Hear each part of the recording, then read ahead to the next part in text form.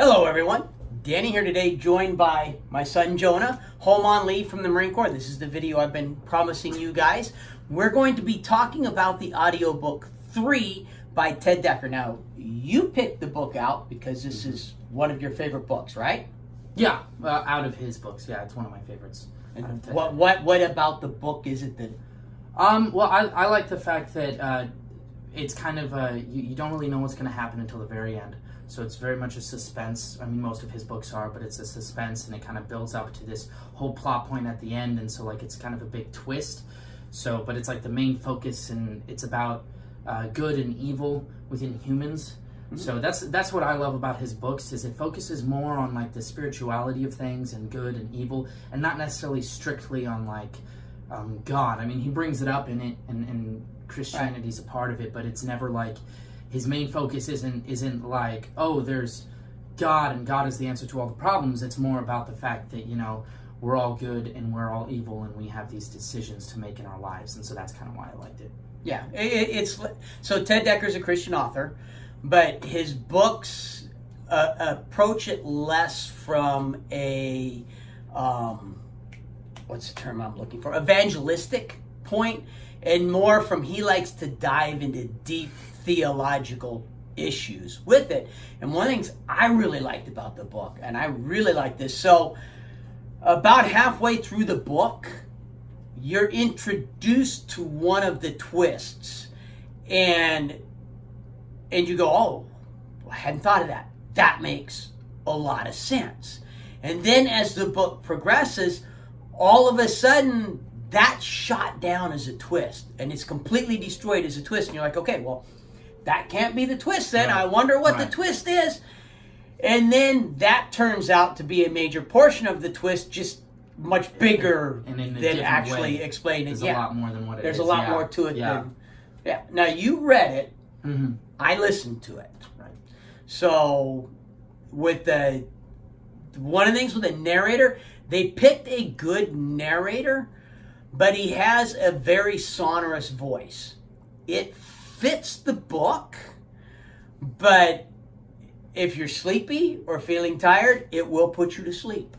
And it's not because he's a bad narrator. I don't mean that as an insult, but he has kind of a deep, sonorous voice. It fits the character. It fits the books. He does a good job with voices. You can always tell who's speaking, all that kinds of stuff. But he's just got that kind of sonorous, relaxing voice. So there would be times when I'd be like, all right, I need to stop and come back when I'm wide awake and alert to really listen to it. No adult material whatsoever. He does do that sometimes in his books, but he does it in a tasteful way. It's more about the idea of, like he talks in some of his books, he'll talk about the idea of, like, lust and how that's a struggle, or, like, he'll have some characters where there's, like, adultery or something involved, but it's never, like, in a distasteful way. It's more about the, like, human nature aspect and how it's a sin and, like, how that affects people. And so, yeah. I'd still say, though, even though there was no language, there was no sex, there was minimal violence, this is still not a kid's kind of a book. Your kids won't enjoy the book. It's a book that gets you thinking and makes you think. It's got an enjoyable storyline. It's got a really good twist to it. I mean, at the end of the book, I was really into it and could not put it down. It took me a bit to get that invested in the book, but when I became invested in the book, I couldn't put the book down. But I mean, don't you agree? I think as a little boy, you probably would have enjoyed it. Well, and then also the characters are the characters that he's written are a lot more in depth. You know, like the main character, he's there's a lot of stuff that he's gone through in his life that is very important to the plot line into the end. To understand the end, you have to really understand him, and it slowly gets revealed as it goes throughout. But it wouldn't be something that like you know, younger kids would necessarily understand, or might be a bit too serious about it, because it is some very traumatic stuff that happens to him. And same with the FBI agent that's involved or whatever. Right. She's got some of her own personal, and she's got this vendetta that she's trying to you know, absolve or whatever. And so yeah, that's actually, I like that word, traumatic, because it doesn't have, it's got a little bit of violence, but not any real graphic violence, but it does have a lot of trauma. Yeah, in the and book, it's especially much with more the way of a he was suspense. raised. He writes a lot more suspense thriller type things, and this is more of like a suspense because they're trying to track down this, killer / terrorist dude, and it's kind of like nobody knows who he is and all this other stuff. And so, yeah. Did you find yourself rooting for him and Samantha to become a couple? No, I was more interested in him and the FBI agent, honestly. I was like, it was kind of a weird dynamic, and obviously, find out why. But yeah, I thought it was this kind of weird dynamic between the two, and it was like, part of me was kind of like, he just needs to move on with his feelings for her, because there was kind of like some weird feelings where he was like, I kind of have feelings, kind of don't. Yeah, we don't want to lose our special friendship kind of thing. And I was just kind of like, that's just pick one or the other, dude. Like, yeah. See, I was kind of like, okay, both Sam and now I forgot his name, and anyhow, Kevin. Yeah. Both Sam and Kevin are like, we have feelings for each other. We've never pushed it to the next level, but it wasn't like brother sister kind of feelings at all. Weird. So it just and then with him and the FBI agent, I was like, oh, is that going to be what pushes him and Sam over the edge? But then of course you find out what's going on there at the end of the book, and that is part of the big major twist that comes at the end of the book. It's got a darker feel to it, because of all of the trauma and the suspense and everything that goes. I mean, would you agree with that? Yeah. He doesn't. I don't think there's any jokes or anything like that cracked in it, because it starts off right away. It starts off, introducing the character and his life and whatever, and he's like getting out of, I think it was seminary, and like they're talking about good and evil, which is basically the whole premise of the book. Right. And then like, he leaves, and suddenly, like, immediately, like, he gets contacted by this, really creepy dude, and his life gets threatened. And from that point on, it's like the train has derailed, and this guy he's on edge. And, like, that's one of the most interesting things, is this guy is trying to figure out why, he's being targeted. And like, the FBI agent is constantly like, I don't understand why he's being targeted, because he's this good guy. Like, he's out of all the people, she literally says, like, out of all the people that she's ever met, this guy's like just naturally like a nice person, and she doesn't fully understand it. But then like they reveal more about his past and more about like his family and what happened with that, and so it gets more intriguing as it goes on, because you watch some guy that like you're like, oh yeah, this is just like a normal everyday dude who's just trying to be nice in this crazy world, and he gets more stressed, and he slowly starts unwinding, and then you find out more about what's going on, and then at the end it's just kind of like, well, that is really interesting. yeah, most definitely. It was I had mixed feelings about the character Kevin, quite honestly. There were points in the books where I really liked him and I rooted for him.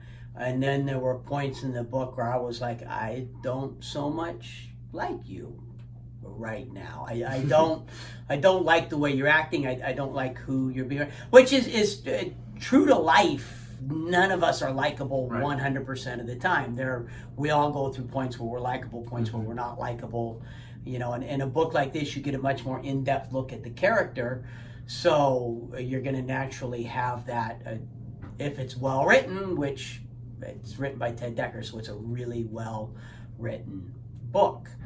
I had something I was going to say, and it went completely out of my head.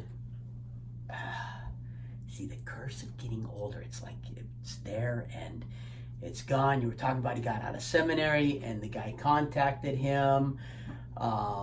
Did you think that it was going to turn out? Oh, that was no. I know what. So the riddle killer, who is the bad guy in the movie, Slater, the riddle killer, keeps trying to get him to confess.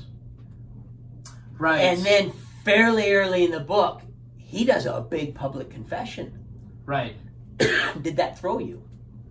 Not necessarily throw me, it just kind of confused me, because I'm like, well, if he's made the confession, where's it going to go from here? I was expecting that to not be it, and it kind of wasn't, but, like, I don't know, it was confusing, because it was like, this is like the one dirt that this dude has in. He's terrified of what right? About. He has nothing else from his past that is like dirt on him per se. Right. And he's got some dark stuff from his past, but that isn't, it doesn't affect his life. So yeah, I thought it was more weird.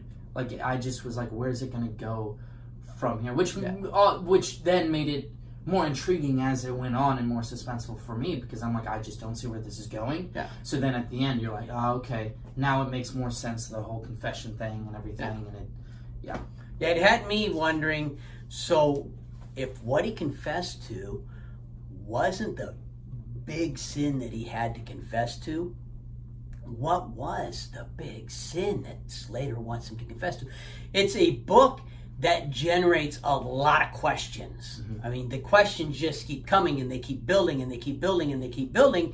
And then in the final, it's an audiobook, so the final 30 minutes of the audiobook, everything gets answered. Yeah. So it's question. Oh, here's the answers to everything, all right at the end. And it comes with that big, huge twist that comes at the end. Did you have anything else you wanted to add about it? No, I mean, I just in general with that author, Ted Decker, and also Frank Peretti, they've teamed up and they've written some books. I like them in general, a lot of their books, because a lot of the time they cover more the human nature side of things. And I mean, it is more theological towards like Christianity and good and evil, but like they focus on this idea of like every character that they have is like flawed in some way or whatever, and a lot of the time either they're ignoring it or they aren't aware of it, and so like you might notice it as the reader, but they're like refusing to, and then something causes them to like not necessarily change, but just like attempt to change, if that makes sense. Yeah, and it's not a book that like if you're not a Christian, or even if you're like anti-Christian, it's not a book that you're going to listen to and you're going to feel like, hey, this is being preachy at all. Because it deals with the deeper theological, issues of good versus evil. Quite honestly, if I didn't know that Ted Decker was a Christian author, this could have just seemed like a book that was dealing with the issue of good versus evil, right? With just a little religious connotations or because whatever he's in it. But they don't quote scriptures. But I'm trying to remember. I don't think they quote scriptures. If They they might, do, I don't remember. A little at the end. So if they do quote some scriptures, then Right. it's when they're having a there's the discussion with priest the kind priest. of important in it. Right. But then that would just seem more like a character choice, Right. in my opinion, for writing the book. It's like, this is where this guy's He's a seminary professor. Because with the twist at the end, that's very important, because it says like, it's kind of what triggers the whole thing. Right. Is all of that, and that's why it's all triggered. But So I don't remember them actually quoting scripture. So if they might not. I honestly, if they did, it's done in such a way that it doesn't jump out or stand out at you. It's just, it would have been in a conversation with the priest, and it would have been a character. I think they do a kind little of bit a at thing. the end in like They one or might. two sentences, I mean, they but might. not much. So, anyhow, Yeah. anything else real quickly? No, that's it. All right, so if you like the video, please hit the like button. If you like my channel, subscribe. Turn on notifications. Questions, comments, feedback, it's what the comment section is for. Put them in there. But most importantly, no matter what else you do today, make sure that today you listen to at least one really good audiobook. And we both very much recommend Thr3e by Ted Decker. Thank you.